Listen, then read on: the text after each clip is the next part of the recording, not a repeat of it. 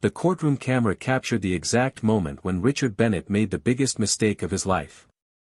His finger was pointed directly at his 19-year-old daughter Emily, his face twisted with self-righteous anger as he declared to Judge Judy and millions of viewers watching at home that his ungrateful child needed to be taught a lesson about respect and obedience. What happened in the next 12 minutes would become the most viral courtroom moment of 2024, shared over 60 million times across every social media platform, spawning countless reaction videos, think pieces, and heated debates about parental control versus genuine love. This wasn't just another small claims dispute. This was the moment when a controlling father's carefully constructed facade of being a concerned parent was ripped apart on national television, exposing the toxic manipulation that he had disguised as parenting for nearly 2 decades. Richard Bennett walked into Judge Judy's courtroom that Tuesday morning with the kind of arrogant confidence that could only come from years of getting his way through intimidation and control. The 52-year-old corporate executive was dressed in an expensive suit, his posture screaming superiority as he clutched a leather folder containing what he believed was ironclad proof of his daughter's betrayal and ingratitude.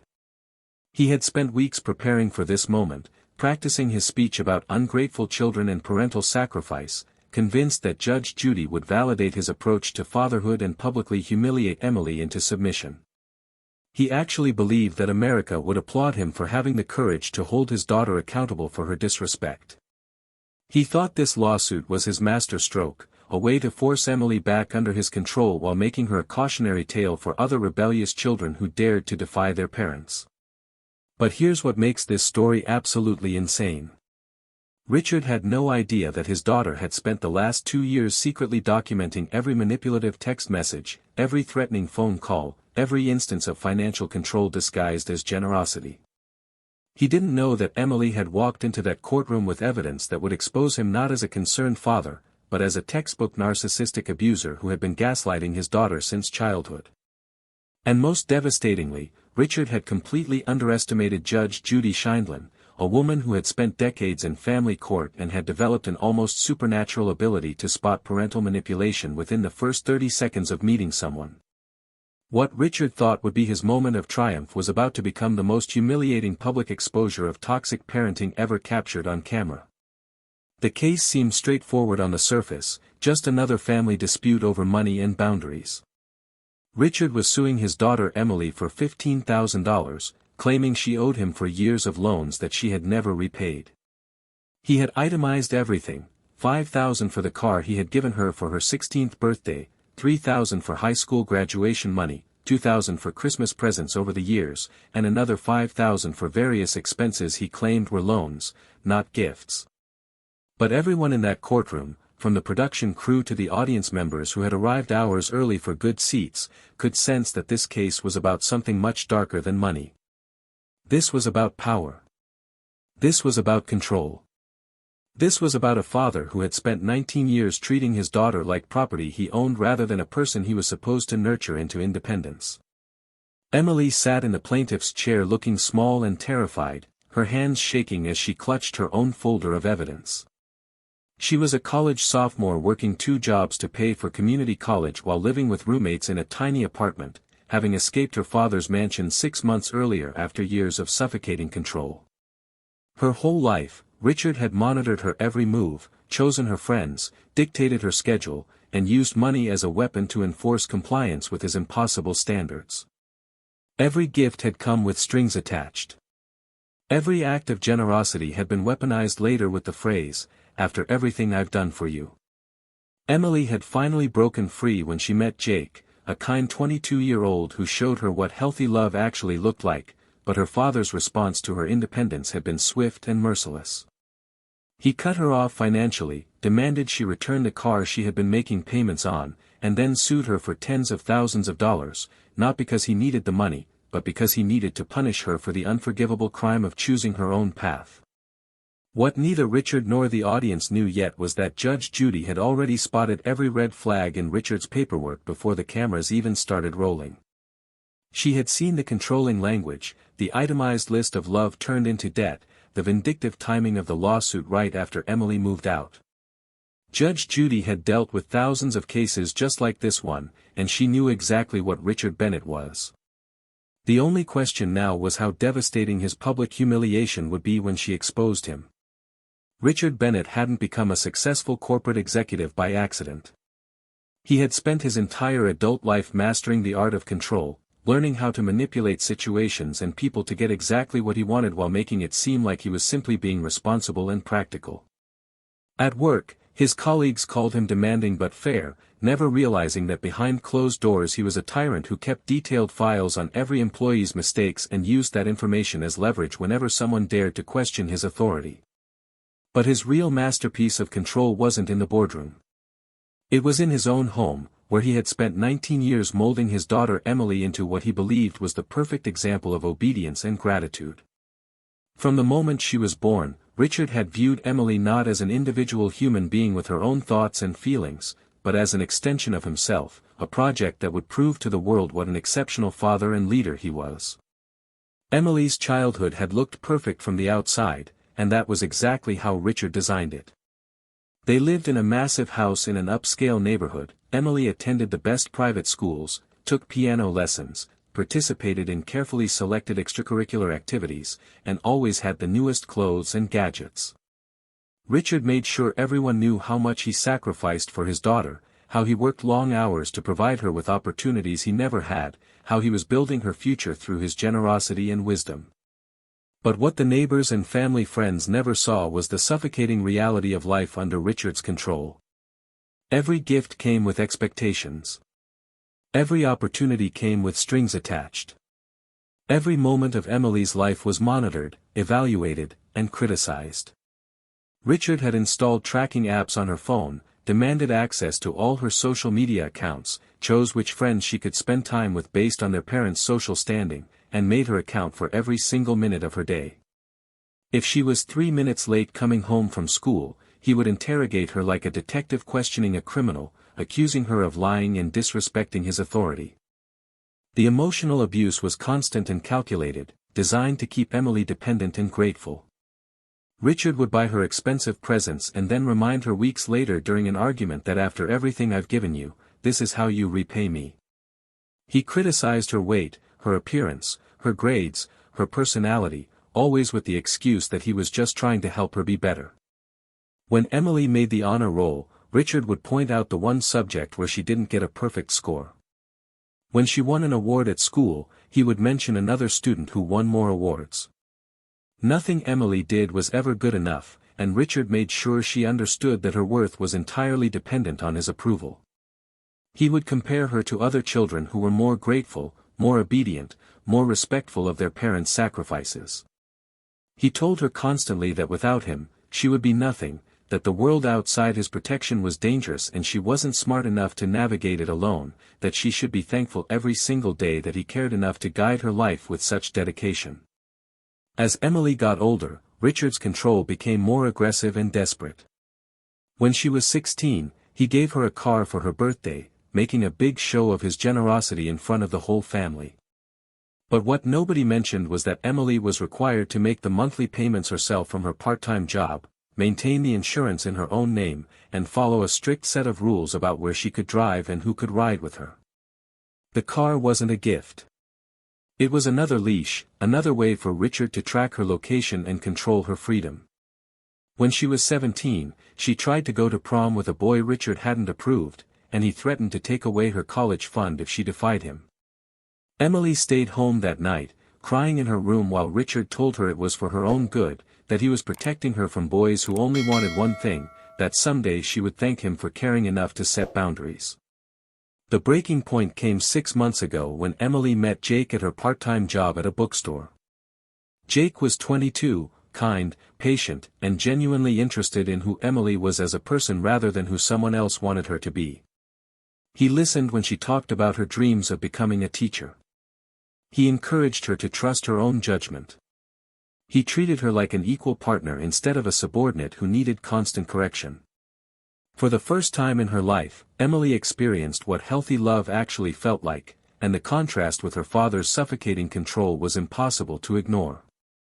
When Richard found out about Jake, his reaction was explosive and immediate. He demanded Emily break up with this loser who was clearly trying to manipulate her. He showed up at her campus and made a scene, trying to physically drag her to his car. He called Jake's workplace and tried to get him fired.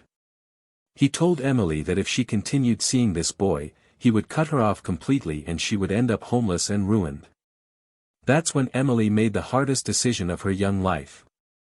She secretly moved out with Jake's help, blocked her father's number, and chose freedom over financial security. The moment Richard Bennett opened his mouth in Judge Judy's courtroom, everyone watching could sense that something was deeply wrong with his version of fatherhood. His voice carried that particular tone of condescending authority that people use when they believe they're educating someone who's too ignorant to understand basic facts. "Your Honor, I gave this girl everything," he began, gesturing toward Emily with the kind of dismissive hand wave you'd use to point out a disappointing employee. "I paid for the best schools, provided her with every opportunity, made sure she had advantages I never had growing up. All I ever asked in return was basic respect and gratitude. Instead, she threw everything back in my face for some loser boyfriend she barely knows, moved out in the middle of the night like a criminal, and now refuses to even speak to me. Young people today think they're entitled to everything without any sense of responsibility or appreciation for the sacrifices their parents make." Judge Judy sat perfectly still during Richard's opening statement, her face unreadable, but anyone who had watched her show for any length of time could recognize the subtle signs that she was cataloging every word, every gesture, every reveal of character that Richard was unconsciously providing. She noticed how he kept saying "my daughter" instead of Emily, as if his daughter was a possession rather than a person with her own name and identity. She observed how his body language was aggressive and dominating even in a courtroom where he was supposed to be presenting a neutral case.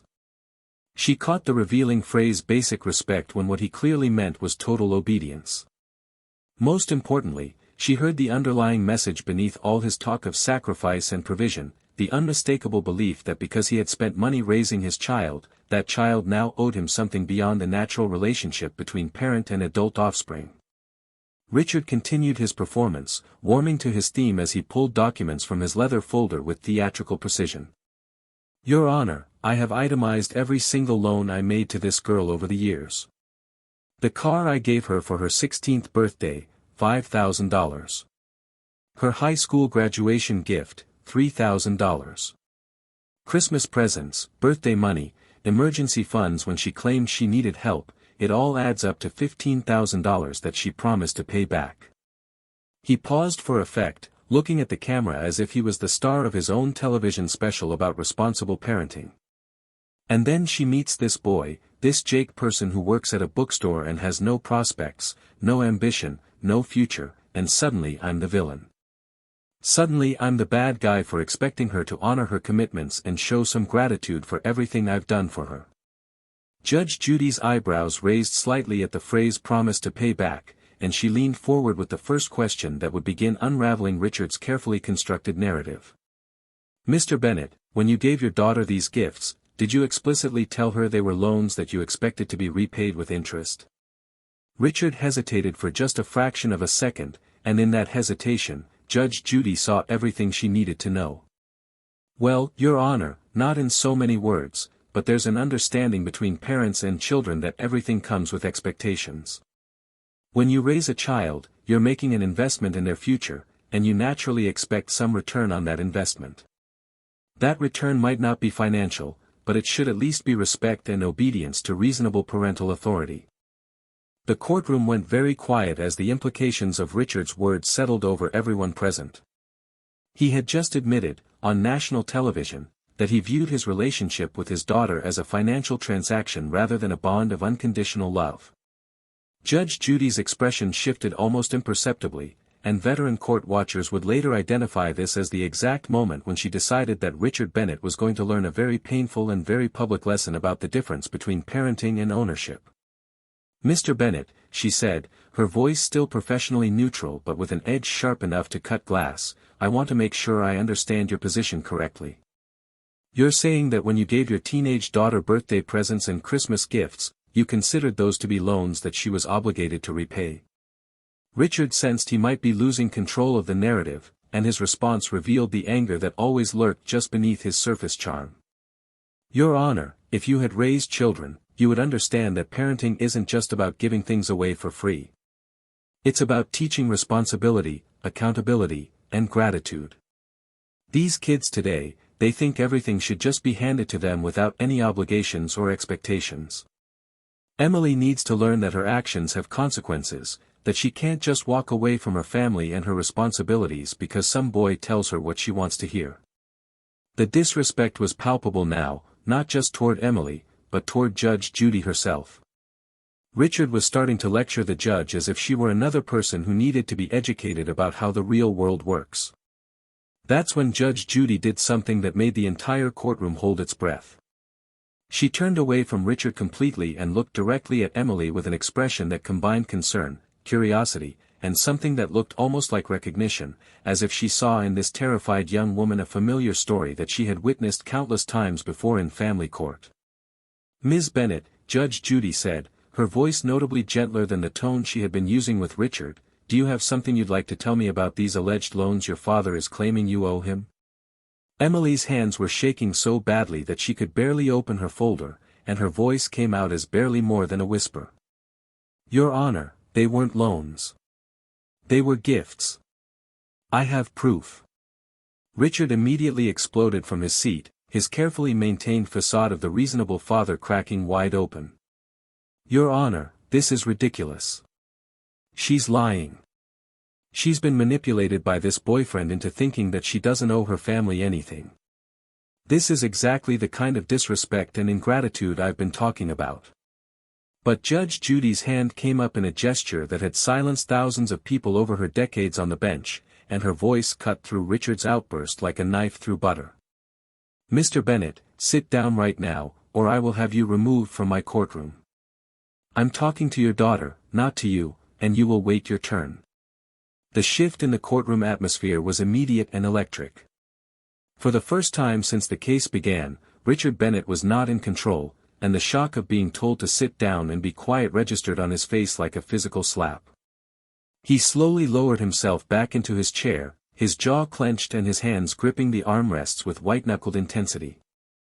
Emily took a shaky breath and began pulling documents from her folder, and what she revealed would turn this case from a simple small claims dispute into a masterclass on parental manipulation and emotional abuse.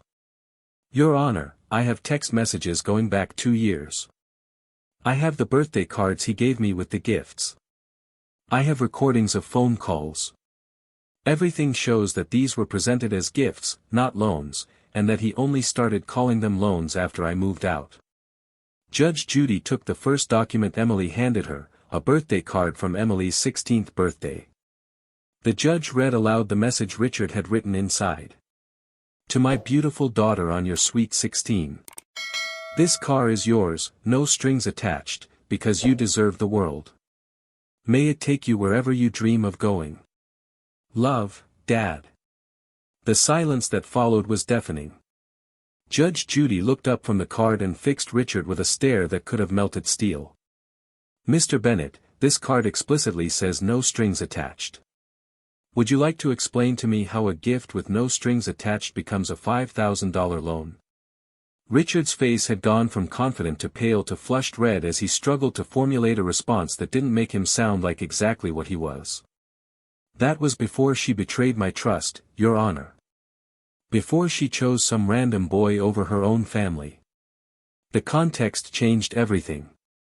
Judge Judy's response was swift and devastating. "The context changed nothing, Mr. Bennet. A gift is a gift. You don't get to retroactively turn presents into loans because you're angry about your daughter's life choices." But the judge wasn't finished. She took another document from Emily's folder, this time a series of text messages that Emily had been brave enough to save despite her father's attempts to make her delete them.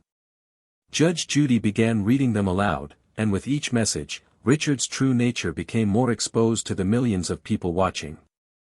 First message, sent 3 days after Emily moved out: "If you don't come home right now and apologize, I will destroy you financially. You have nothing without me."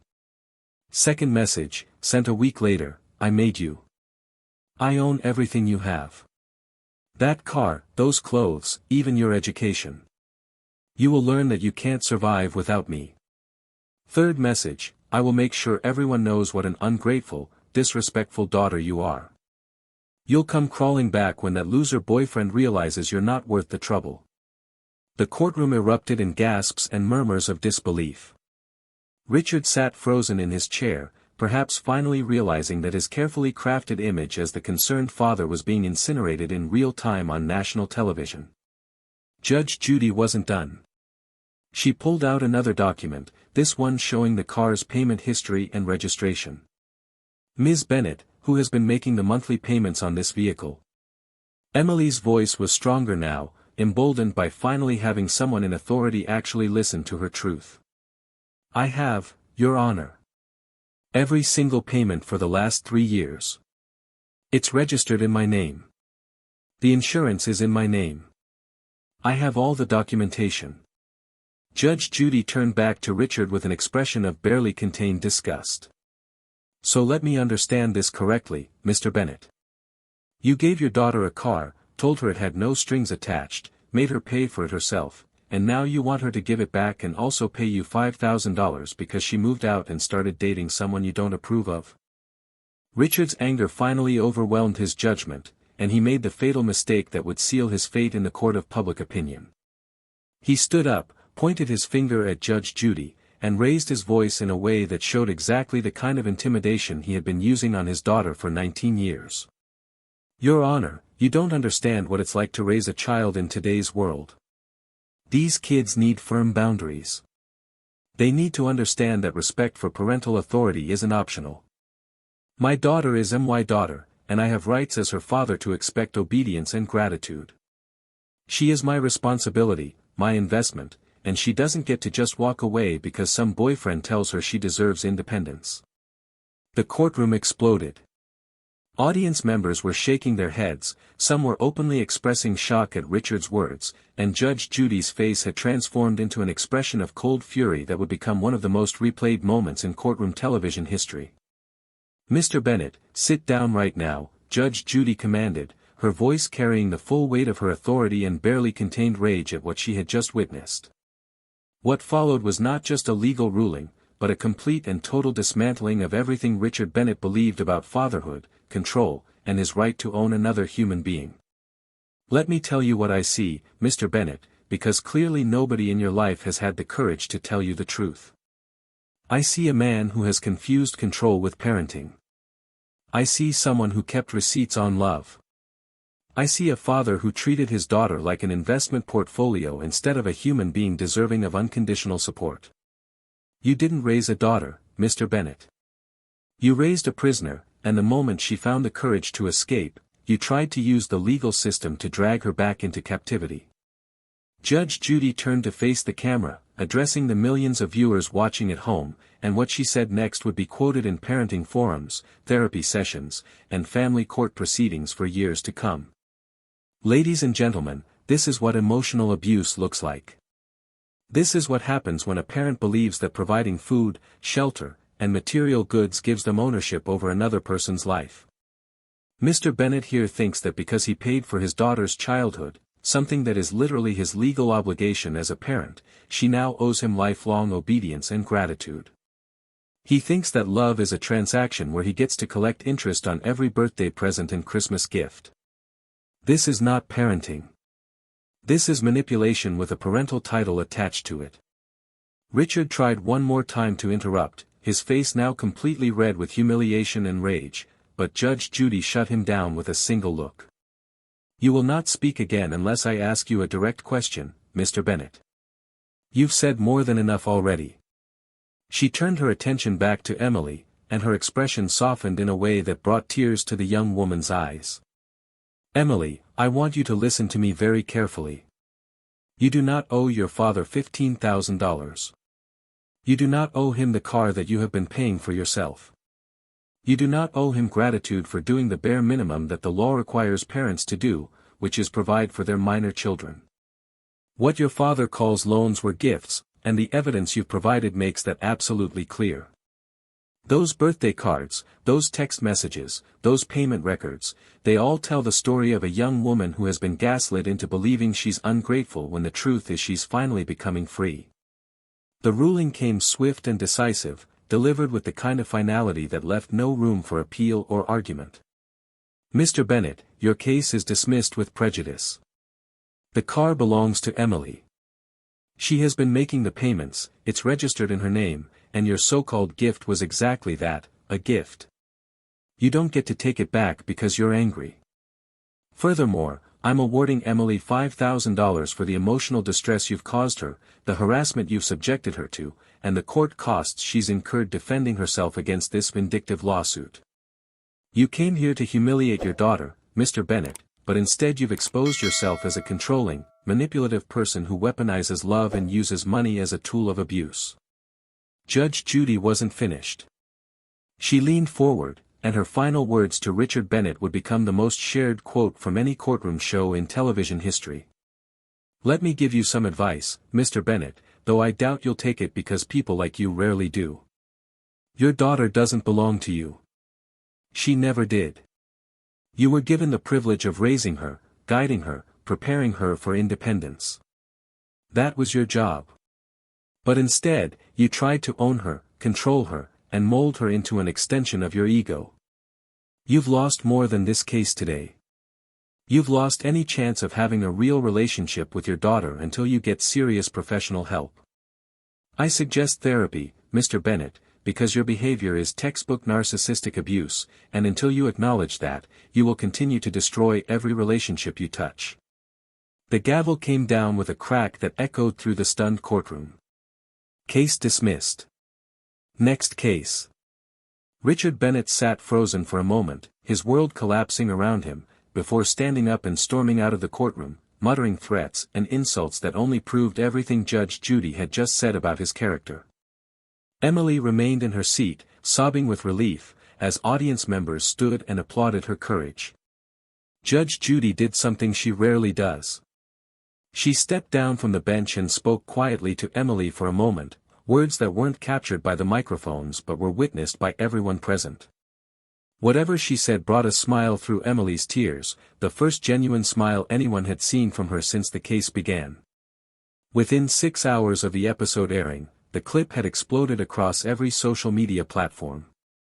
The video accumulated 60 million views in the first week alone, spawning countless reaction videos, think pieces about toxic parenting, and a nationwide conversation about the difference between healthy boundaries and controlling abuse.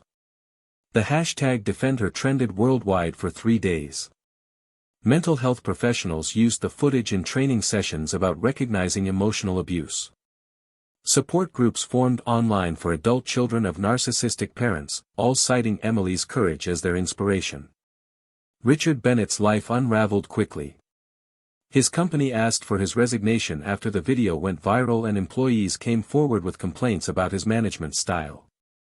His extended family, finally seeing his true nature exposed, distanced themselves completely. He became the most recognizable face of toxic parenting in America, a cautionary tale about what happens when control masquerades as love. But the most important impact was on Emily herself. The GoFundMe that strangers set up for her education raised over $180,000, though Emily only accepted enough to cover her tuition and donated the rest to organizations supporting young adults escaping abusive family situations. 6 months after her day in Judge Judy's courtroom, Emily was thriving in college, still with Jake, and most importantly, finally learning what it felt like to make her own choices without fear of punishment or emotional manipulation. She started a blog sharing her story and offering support to others in similar situations, and thousands of people reached out to thank her for giving them the courage to set their own boundaries. Judge Judy's defense of Emily that day wasn't just about one case or one family. It was a message that resonated with millions of people who had been taught that setting boundaries with toxic parents was somehow disrespectful or ungrateful. It was validation for everyone who had ever been told that love meant accepting control. And it was proof that sometimes, when you're brave enough to stand up for yourself, you might just find that the authority figure you feared would judge you is actually the one who's been waiting to defend you all along.